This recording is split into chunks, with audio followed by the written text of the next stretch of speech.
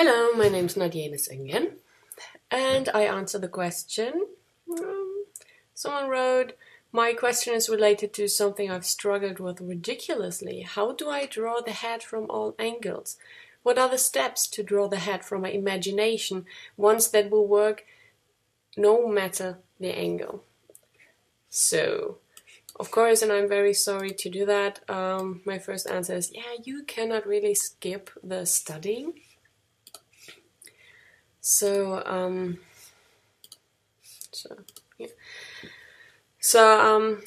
my tutorial is not really about giving you the easy way out with copy-paste instructions, because they won't help you. I rather try to teach you how to learn, and I do that in 3 steps. I would like to see 3 easy steps, but they're not. First on the outer planes. The common problem with faces and their volume is that most people have no knowledge about the empty spaces in between the eyes, the nose, and the mouth. So they position the face wrongly inside the skull. So I want you, as a first step, to take notice of these empty areas of your cheeks, and the distance between eyes and ears, and the distance between the ears and the back of the head.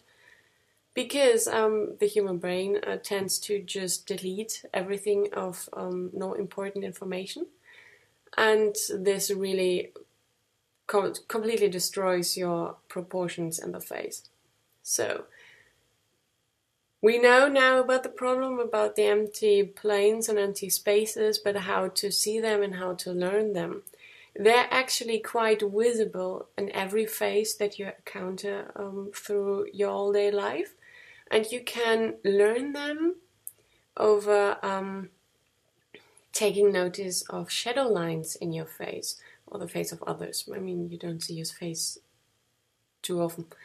So, shadow lines, what do I mean with that? Shadow lines is the line where the light turns into shadow. So the surrounding line of the shadows in the faces. There are different shadows in the face regarding the lighting, as you might probably think now. But if you really start studying and observing them, you will see that a lot of faces have the same lines, and these shared lines are very important for your planes. As you can see, you have some kind of a diagonal planes coming forward to the front plane, and the front plane is where your face sits on. So you can also, here with that technique, when you start observing, you will also see different kinds of patterns for the shadow lines,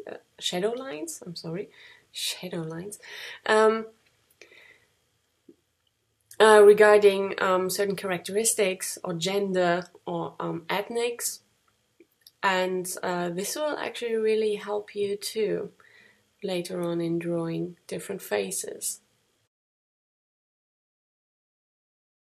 So, step number 2 is the face position.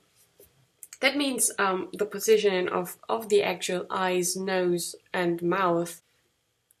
I won't teach you how to draw eyes, nose, and mouth. There are plenty of tutorials online. Also, what you will find online are distances, like there is a third invisible eye in between the eyes, or the inner corner of your eye is mostly pretty near the vertical line to the outer side of your nose, and that kind of stuff. You will find that plenty on the internet, so just do a little research here. What I want to do here is to actually add an additional idea to draw faces more intuitively. And this is using the lines of gesture and mimic and folds and wrinkles for old people and younger ones to actually locate the face attributes and elements. This is very hardly based on character drawing, not really face drawing. It's not about a puppet. When you start observing faces with the shadow lines, you will also start seeing funny things in most of the faces you encounter. And here it's about time to actually draw these funny things, draw them inside.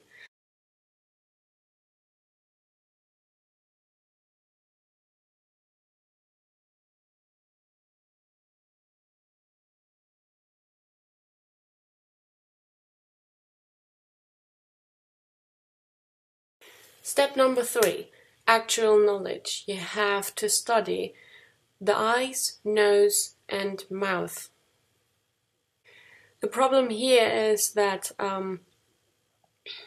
these topics are so complicated and so depends so much on taste and style and way of drawing. I cannot really put them into this tutorial too. They really need an own one.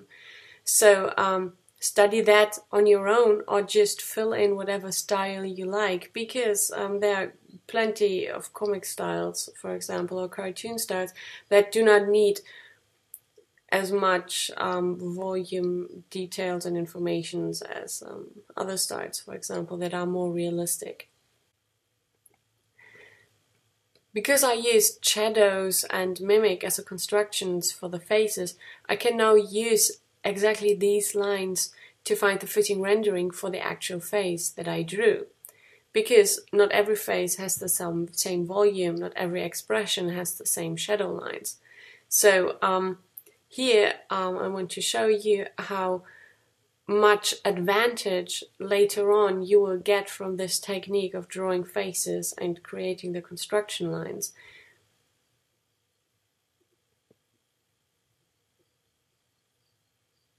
You can base on these construction lines, you can base shadows, rendering, volume, your lines themselves,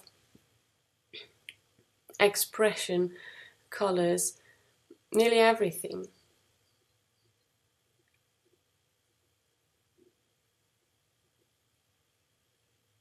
This is also why it's so important that you study and create these lines on your own somehow. I just give you an idea of how they might look like. You can take my lines as a starter, but don't stop thinking here. Because probably the reason why construction lines or tutorials didn't help you in the first place was because you didn't know why. You know, what are these lines for? What are they the shortcut of? So you really have to get that knowledge, or else you won't be able to use the lines that you're actually drawing.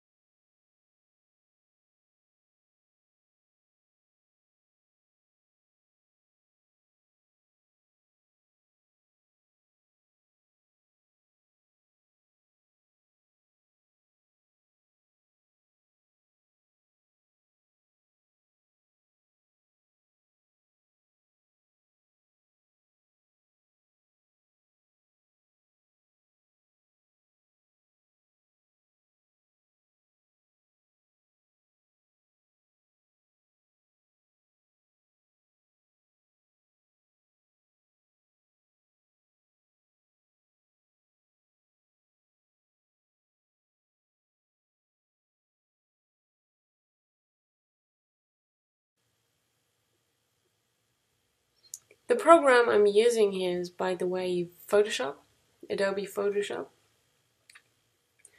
And I draw with my Vacuum Intuos.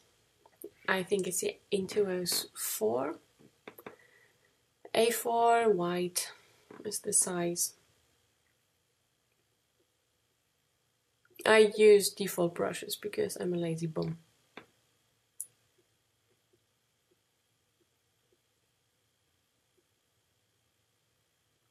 The way to observing these things, though, I would suggest you to take a sketchbook, start on paper, because I also still make my studies on paper, not digitally. And use strong pencils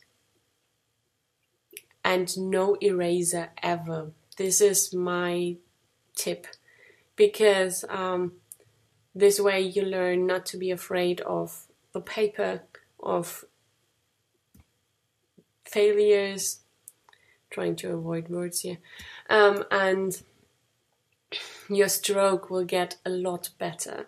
And in the end, it's really the stroke that makes a picture really good.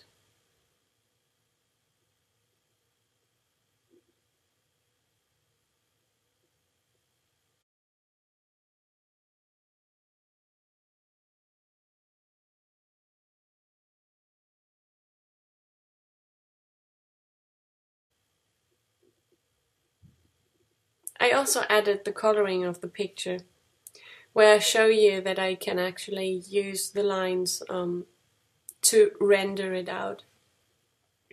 I use chalk brushes, as always, when I don't want to really clean and finish off a picture, because that way it still remains some charm and it looks good and not just unfinished. And I just add a colored layer to my black and white rendering and set the mode of the layer to overlay. This way I don't have to redo the rendering that I've already done, and I can instantly start painting intuitively. Just make sure that you paint on new layers and don't overpaint on exactly the same layer. So you can always go back if something doesn't turn out as you wanted it to be. And this is it. Thanks for listening. Bye bye.